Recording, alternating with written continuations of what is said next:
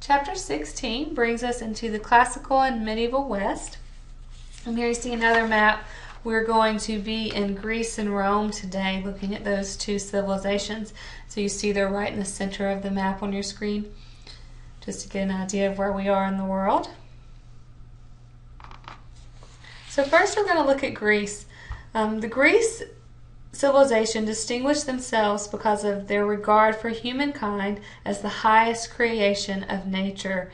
And so, as we've seen before, we saw people of Mesopotamia worshiping nature gods. And so now we move into where humankind is the greatest creation. We have Greek deities with human weaknesses. We have Greek mortals with godlike strengths. And so they really have this huge belief into this human potential. And out of this leads to a lot of different developments, such as democracy and many things that still influence our culture today. And their artwork, they were really trying to perfect this very naturalistic human figure. They wanted to try to create the perfect human figure, and we'll see that develop over time. They assimilated or utilized influences from Egypt and the Near East. And they have three stages to their art: archaic, classical, and Hellenistic. This piece here is an archaic red figure style vessel. It's called a crater, and this is a handled vessel and is used for different ceremonial beverages. And around the outside of this vessel we actually see Homer's Odyssey being depicted. And so we know a lot more about sculpture from the Greek time period because a lot of that survived rather than paintings, and so we'll see a lot more sculpture from their time period. The Greeks really honored individuals, and they did this one way by creating kouros, as you see here. And these are life-size freestanding statues of nude males and clothed female figures. The archaic kouros were adopted from Egyptian sculpture, as you see here on the right. We can see that they both have these arms straight down by themselves in this very formal statue with the left leg forward and the hands kind of drawn up and everything very stiff. But in contrast, the kouros are freestanding. As you can kind of see here, this sculpture is actually just placed on top of this stone. And so it's completely freestanding and not connected from its original stone. It honors an individual Greek person rather than a supernatural ruler. And the weight is very even. I know that's just a slight difference, but the weight is very even on both of its feet, and we're going to see a pretty big change that comes from that very soon. So actually just within 100 years of this sculpture being created, we're into the classical period where sculptures look more like this. And so the classical period is known for rational simplicity, order, and this very restrained emotion.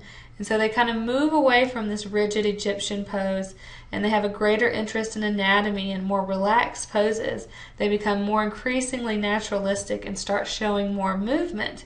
And so this is a great example of Greek classicism. This is actually the perfect proportions of a human form. This is the ideal human body, and this was the epitome of Greek art and what they were striving to create. And this was actually created both by observation, but they also combined that with mathematical calculation. So this is even beyond perfection, beyond being a human. It's beyond human-like. It's so perfect.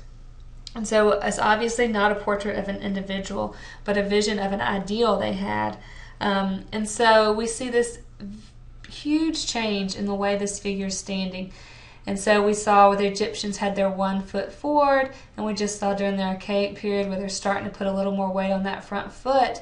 And now then for this piece, they actually shift all their weight to that front foot. And if you try that, you can't help but have your hips shift and kind of fall down, your back foot and back hip kind of falls down at an angle. And so it creates this twisting motion. And so this will go on to inspire artists all the way through the Renaissance. This was a huge revelation of how to create art and how to create sculpture that looks even more lifelike. And this twisting action is called contrapposto.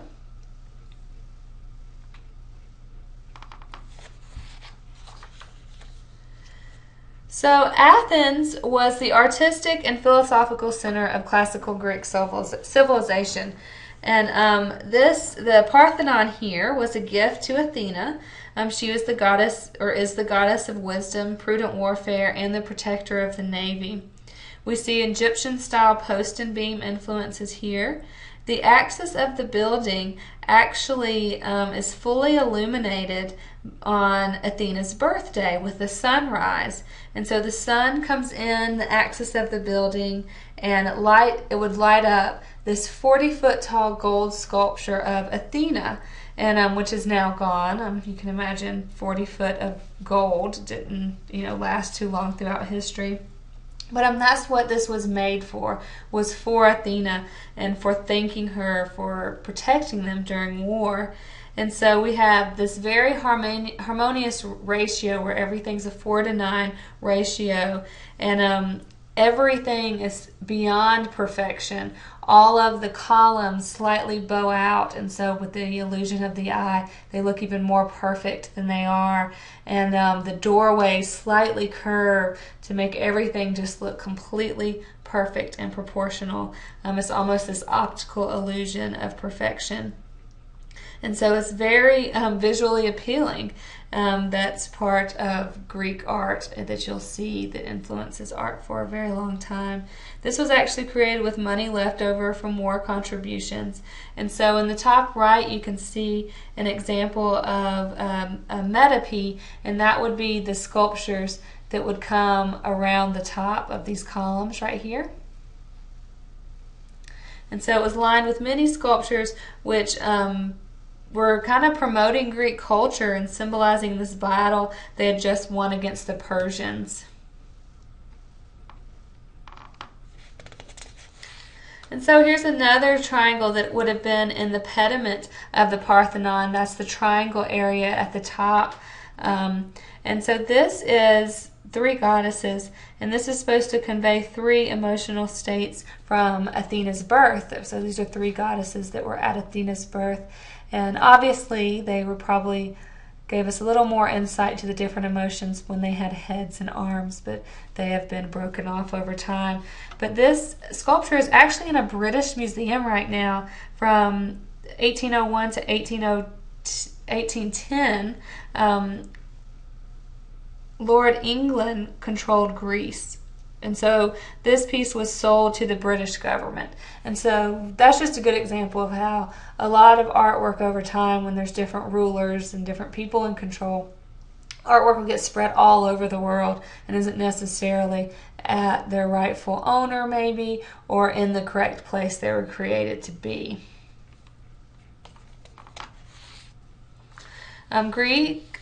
The Greeks were known for developing 3 architectural orders, and we can see an example of each of those here with the capitals, which are the tops of the columns. First we have the Doric, and this is very simple, geometric, and sturdy. This is what we just saw on the Parthenon. And then they developed that into the Ionic, which is taller and a little bit more decorative, so we have more height to the ceiling. And then we developed into the Corinthian, which is even more complex. We still have that same height. It's very ornate and organic, and so a lot more decorative as time goes on. Later in the classical period, we start to see this kind of slight turn away from this serious ideal that we've been focusing on for quite a while, of creating this perfect figure. We start to see the development of more nude goddesses, more nude females. For example, this Venus, the Medici Venus, is a nude goddess, and this was pretty much unknown up until this time, to have a nude female sculpture. And so it has this very refined profile compared to the male sculptures, and a very modest pose. And so this actually represents the female ideal, and so we've seen a lot about the sculpture of the male ideal, and this is the female ideal of this time period.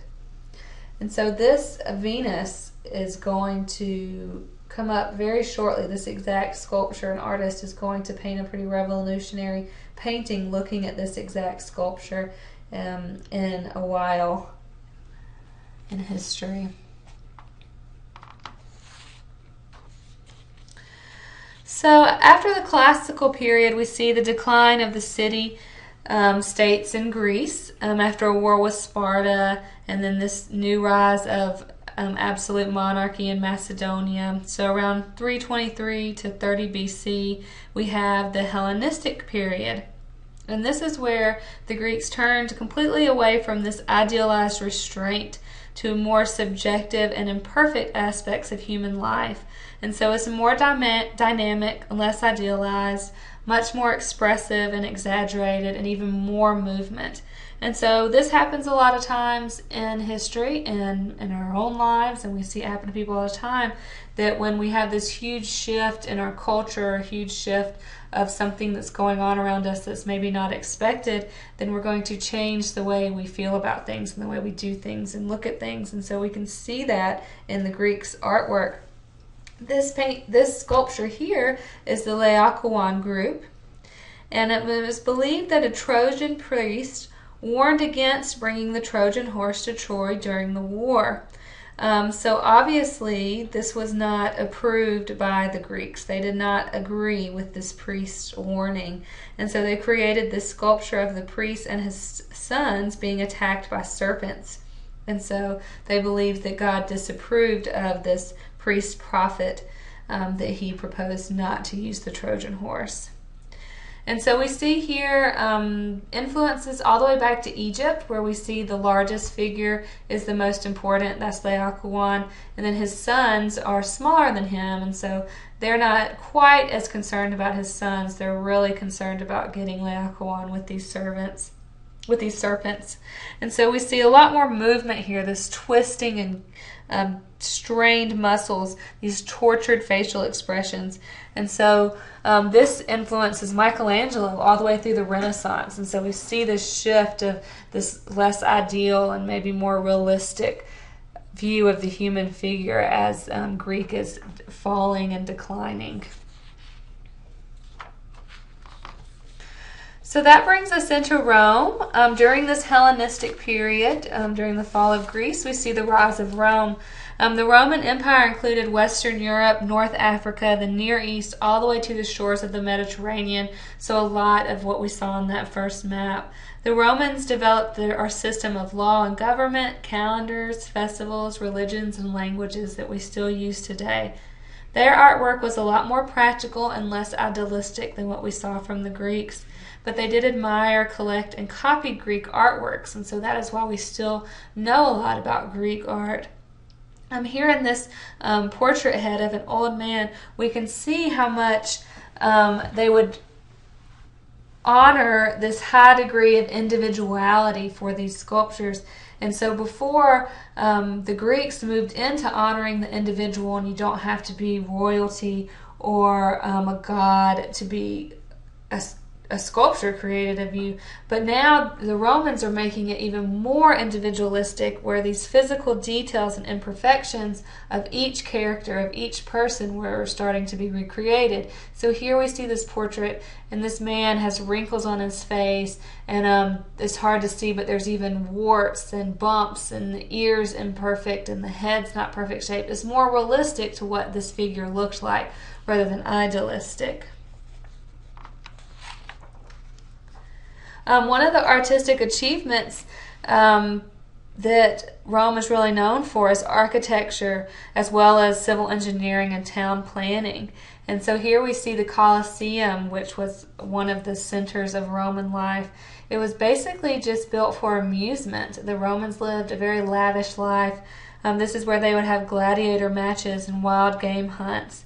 It would hold up to 50,000 to 70,000 spectators at one time. And so you can still go and visit this today. It looks much like this. And it's actually in the middle of a very urban setting.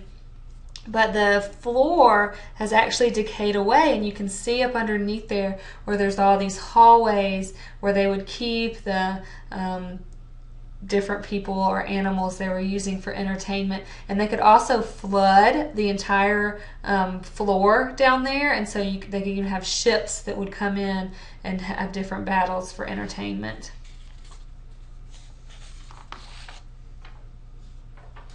The Romans also developed the structural use of concrete, and so now we can enclose these large indoor spaces. And here we have the Pantheon, which was a temple dedicated to all the gods, and so anyone could come here and worship any god. And so it's very different than the Parthenon, where the Greeks basically just had this outdoor backdrop. Remember, that was for Athena, and it was still very open. But now we have Romans that have this new technology to create these huge, awe-inspiring interior spaces, which you'll see here. That's actually a rendering of the inside on the right. And so there's a hole in the ceiling, and that's where the light would come in. But you can see how grand the scale is inside.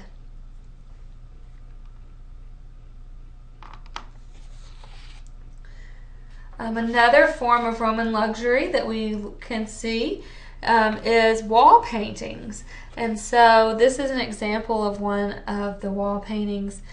And this is this very typical Roman painting. And I like to look at this again because we see how far the Greeks and the Romans have come in their architecture and sculpture. But as far as their two-dimensional paintings, there's not a lot of development as far as creating space and depth. As you look here, this is supposed to look like you're looking out of the window onto this Roman town. But it basically, because all the angles are a bit off, it looks like these buildings are almost just stacked up on top of each other rather than receding into space. And so it kind of just develops into this beautiful artwork based on pattern rather than looking realistic. And so there's really not a lot of interest in creating this third dimension of space on a flat surface until the Renaissance, which is about 1,000 years later. But this is pretty much what their paintings looked like during this time. So Romans regarded Christianity as a strange cult and suppressed Christianity through laws. Worshippers because of this, were forced to hide in private homes or underground in catacombs, which this piece here was actually found in a catacombs. We can see these simplified Greco-Roman figures, and so they look just like the people of this time period. We see a new emphasis on storytelling because they're wanting to tell the stories of the Bible and tell the stories of Christianity through their artwork. And we see this scale of knowing what is most important that was influenced by the Egyptians. Jesus is in the center, and he's the largest. That's how we know it's him, and that he's most important, and that his apostles are along the side of him. So in 313, Emperor Constantine acknowledged Christianity. Rome was beginning to decline, and so just like when Greece was declining, we see this shift where they turn towards spiritual values. The Romans, during their decline, many of them started to turn to more spiritual values such as Christianity. And Constantine was actually the first Christian emperor. And so here's one of his portraits. And we start to see the art kind of changing. We see it's very large, it's oversized, it's not realistic. We have these oversized bulging eyes, which are really known during this time period. And he doesn't have a beard. A lot of the sculptures up until this time period will depict men with beards. And so Constantine actually moved the capital to Byzantium, and so he split the Roman Empire into two. So now we have Rome and Byzantium, which he renamed Constantinople. So Rome weakens and is attacked by German nomadic tribes. It has civil wars. It has this huge decay of political unity all the way up until that kind of takes us through the Middle Ages. So we see the fall of Rome. But however, the Byzantine Empire survived all the way until the 15th century. And we see this huge flow of Christian art and architecture come from Byzantine.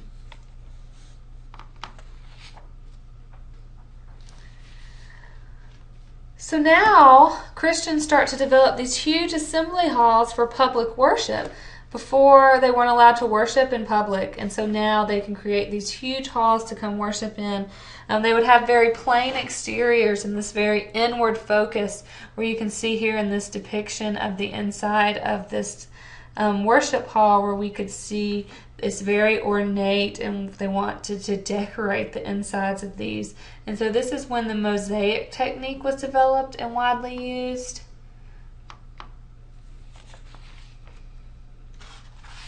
Here's a detail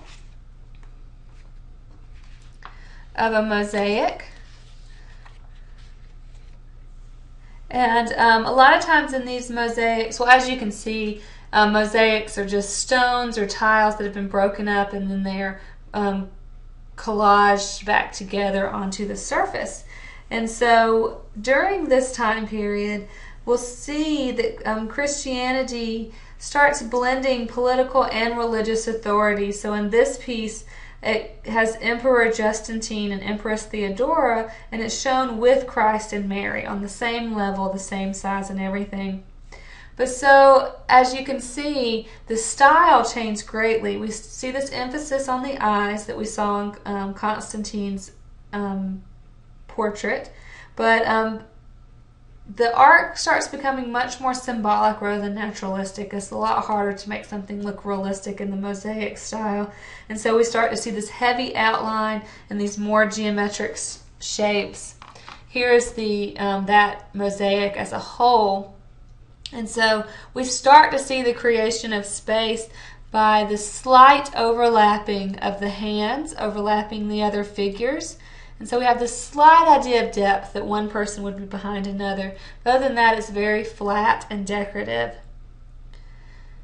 And so into the 8th and 9th centuries, this leads us into the iconoclastic controversies. And this is basically the debate over these religious images.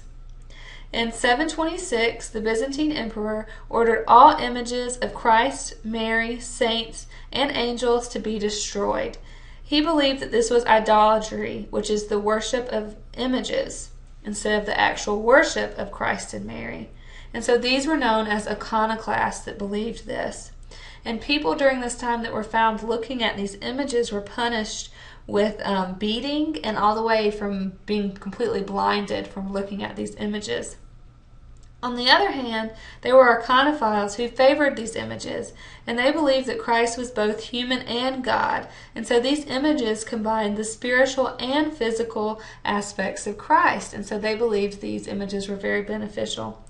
And so this controversy lasted for over 100 years, and it contributed to the split of the Roman Catholic and Eastern Orthodox churches, and this ended around 843. Scale of importance change, where Christ is at the very top of this mosaic, and he is the largest figure, and then below him are Mary and saints and angels. And so this is the style of the Eastern Orthodox Christianity that was created during this time period.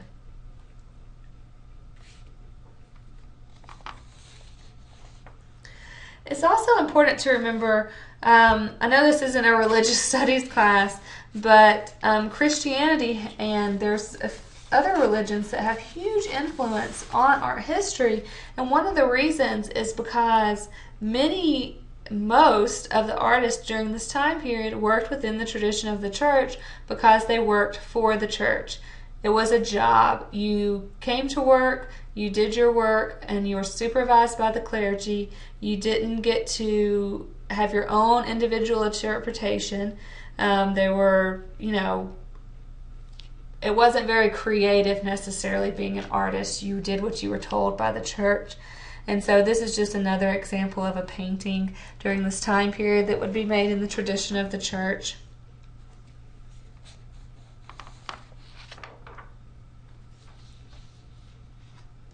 So the 1,000 years after the fall of the Roman Empire is actually called the medieval period, or the Middle Ages. And this is between the fall of Rome and the Renaissance. And during this time we have this rebirth of these Greco-Roman ideas. Early Christian art is now being influenced by invaders. these Eurasian nomadic people. They were called barbarians, and the Great Wall of China, that was actually created to keep these people out of China. And so we have these nomadic people influencing this early Christian art. And obviously, if they're nomadic, animals are very important to them. And so they're having to follow animals to survive. And so their artwork has this very animal style to it. We see these active, kind of interactive shapes, these very abstracted animals.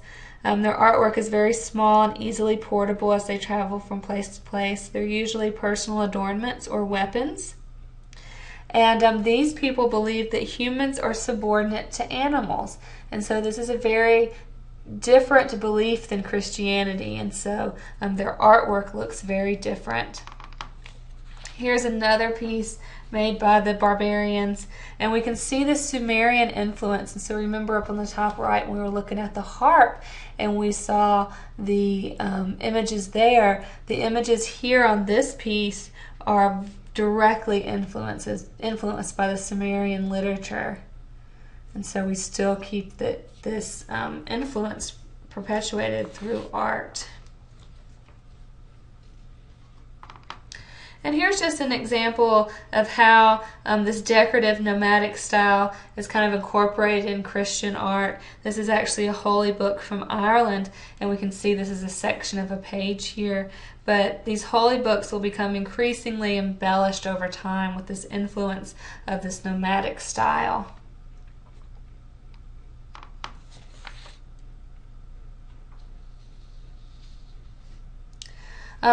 The architecture during this time period is known as Romanesque. It's actually the revival of Roman principles of construction, and so they're creating these stone arches and barrel vaults. And so this is early Christian architecture. And so figurative stone drawings are starting to add a little bit more naturalism back to them, where they look a little bit more like humans naturally.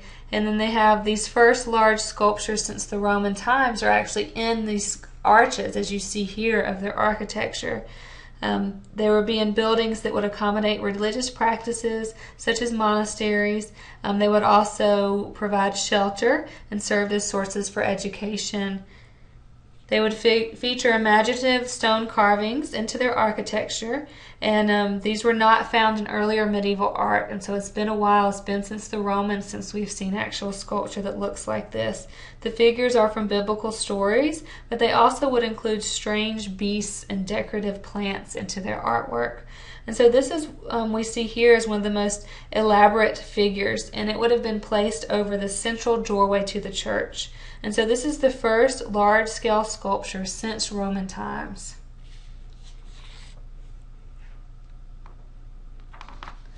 So we see this revival of the Romanesque style, but it lasts less than 100 years, and it's replaced in around 1145 by this Gothic style, where these round arches are moved into these more very elaborate pointed arches. And so this is the most spectacular religious buildings ever seen up until this point. And this new age of faith grew from medieval Christian theology and mysticism. And so these buildings were supposed to symbolize the triumph of the spirit over the bonds of earthly life. And so they're almost reaching towards the heavens. So these cathedrals would be in the center of town. As you can see here with the buildings around it, it would be the center of town and the largest and tallest building in town. And so they were an indoor space for the entire community and all events. And so not only was it physically the center of the town, but at all daily life where people would get together, more than just coming to church or worship would take place in these buildings that would be the center of town and life. We start to see the development of stained glass windows. They believed that light was a metaphor for the presence of God, and so they would create these huge stained glass windows. This one here is over 30 feet tall, and it was dedicated to the Virgin Mary. And so we see the Virgin Mary's in the center, and there's doves and angels and other royal figures with her. And so this is an example of some Gothic sculptures, and as you can see, they're still part of the architecture, much like the revival of the Romanesque period. But in contrast to the Romanesque sculptures, these are much more active and emotional, and so they're getting a little bit more expressive rather than very passive like we saw before. These here are very elongated forms, and they kind of blend into the architecture. And so now we're starting to see this more interest in the human figure, and we'll soon see that these figures will be, developed outside of architecture again, and will be full freestanding figures once again.